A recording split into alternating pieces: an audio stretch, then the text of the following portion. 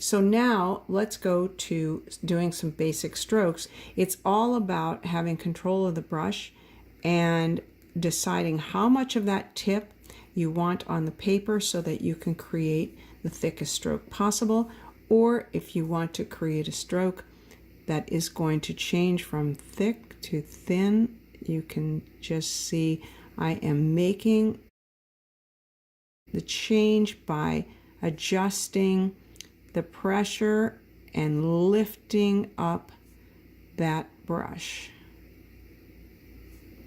So it's all about pressure and release, and then going from thin to thick. We're barely touching the page, and then we add pressure.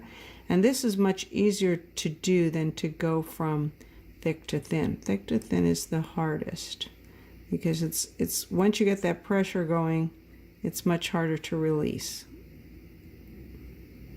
But that's basically what we're doing here. And then moving into this compound shape, we start out thin, add pressure, come around to the left and release the pressure. So all of these little shapes, get your hand used to making these very subtle movements. We're going to go down and up, and I'm going to move this over so you can see my hand is doing the movement. The fingers are not doing the movement. The fingers are just holding the brush in place, and I don't want to squeeze too tightly. If you squeeze too tightly, you may have some problems, because eventually, first of all, your hand's going to get really tired. So you want to hold it just in place so that you can keep it in your hand. And then we have the roller coaster, which is the closest to what it would be like if you were doing a letter. And you're always going thin on the upstroke and thick on the downstroke. And you'll come to a point where you feel like your hand will want to move cock towards the right. And you don't want to do that. You don't want to put your hand in that position. So you simply move the paper. Another thing is, I'm not thinking about making this transition just when I get there. I'm thinking about it before I get there. So as I come up, I'm thinking right about here, I'm going to have to add this pressure. And then as I come down, I'm thinking I'm going to have to release. So you see how I'm already starting to get a thinner stroke? Notice that here? Because I'm already thinking about making that transition to the thin. So all of this may seem very tedious. But what happens is, this is what trains your eye and your hand to understand where to put the thicks and where to put the thins, where to add pressure, where to release pressure. And this cannot be more important to increasing better contrast in your lines, and also training your eye to space your letters well. So the next is the oval shape, and the oval shape is one of the most important shapes in lettering. It's certainly most pleasing to the eye. You use it in a lot of letters, and you also use it in flourishing. And again, we're practicing not only training our eye to look at shapes and see how far apart to make them. So we're trying to get even distances between the ovals.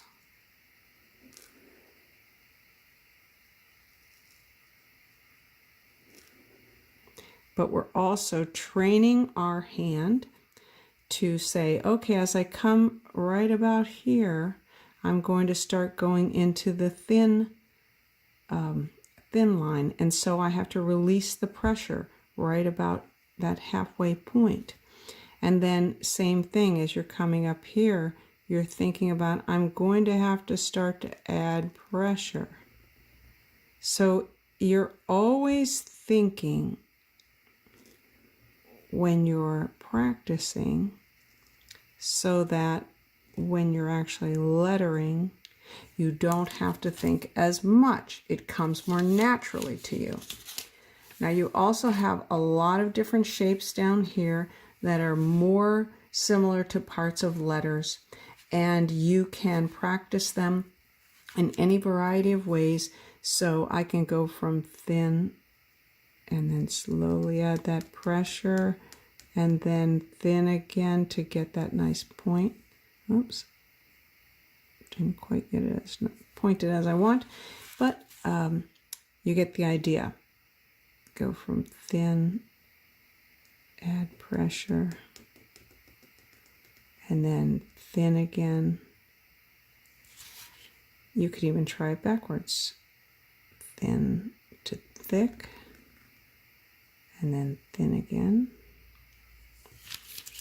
And don't worry if they're not perfect. Don't worry if you do a stroke and it doesn't look exactly like the one underneath it.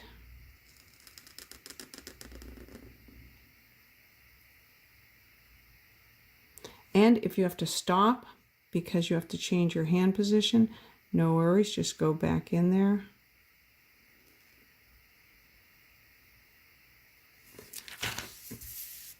That was not at the best angle. So let's do this one again.